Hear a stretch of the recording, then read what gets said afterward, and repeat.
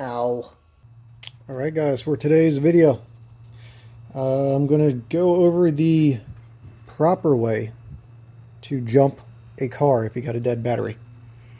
So, we're going to have to use our imagination here, because it would be nice if I could show you how to hook up to another car, but you can see it's kind of a mess. So, we're going to imagine that battery is sitting inside our car that is going to do the jumping, and that the battery here in the Z is dead, or at least dead enough that it does not have enough balls to crank the car over. Okay, so first things first, know where your battery is in your vehicle. Okay, I think most cars still have the batteries up under the hood in some way. Some of them have them relocated into different positions, but they will have different jumping points that I will put a picture of up when I kind of get to it. The Acadia is one of those situations to where the battery is actually behind the passenger seat in the floor, and you can't really jump from there. But first and foremost, know where your battery is and or your jumping post. Okay, so I have my battery here in the driver's side, or I'm sorry, is in the passenger side of the Z. Actually, the battery in the white car would be on the driver's side of the car, but so that's why I got the battery sitting here. But actually in the car, it sits in the front driver's side. I will, whenever I get to work on the car, I'm going to be relocating it back to the trunk, which would be another thing. Okay, so we have our donor battery. We have our dead battery. What you'll do is you'll take your jumper cables. Hopefully you don't want those really tiny, the thinnest ones you can possibly get. They're like super cheap. Those usually don't carry enough current, and a lot of new cars nowadays are very particular about how much voltage they need to fire the car up. Even if your car's reading at like 12.7, sometimes they need about 14 or something to hit it over, because of all those sensors, all the computers, all the electronics in the cars. They're very particular, and even if your battery looks and tests kind of good, it's still not good enough for the car itself. So you want to get as thick of a gauge wire as you possibly can. So bad, better. That's what she said. Okay, so what you'll do is you'll take your jumper cables. You'll usually have a red side and black side. Black is negative, red is positive. And you'll take the red one. First of all, your jumping car, I should say, is off. All right. You'll take your red one. You'll hook it up to the positive post on that car. And then you will take the other red side and hook that up to the positive post on the car that is to be jumped.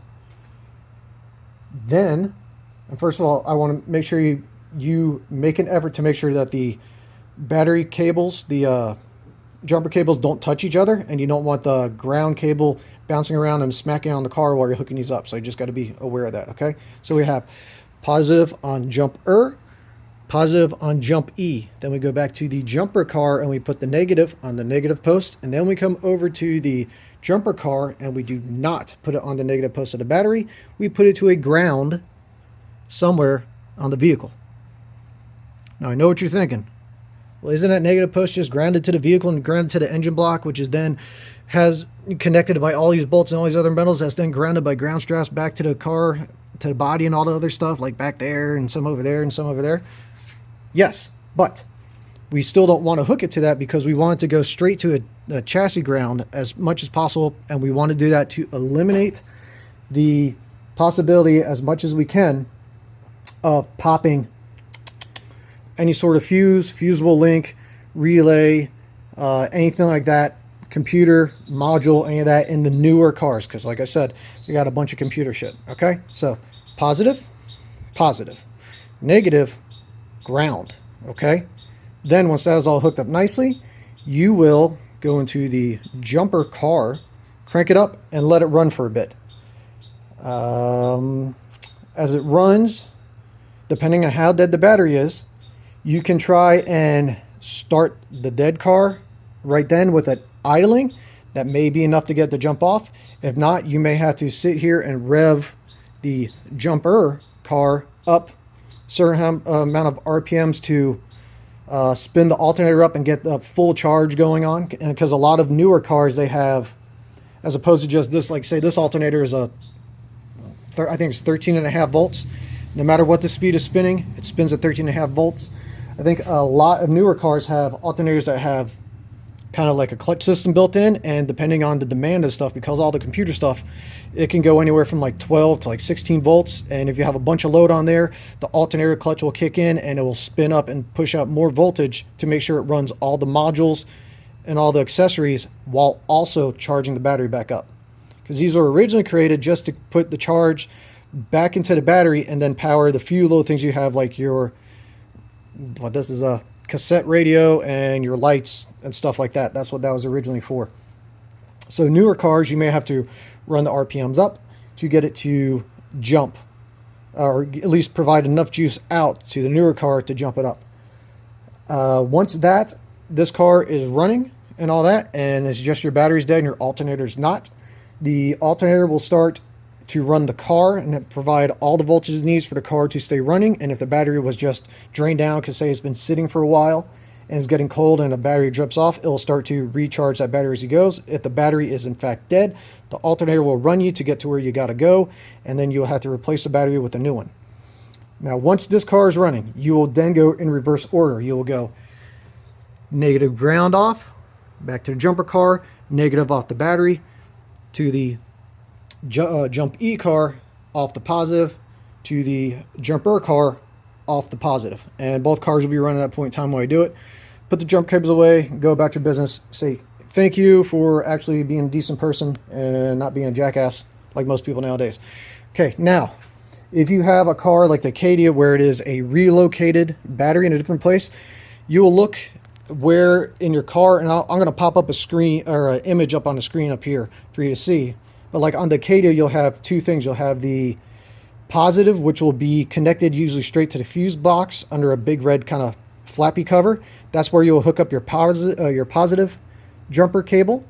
And then you'll have, usually along the firewall somewhere, you'll see a big knob, a big ground point that is threaded on, and that's where you hook up the ground to, or the negative battery cable to that.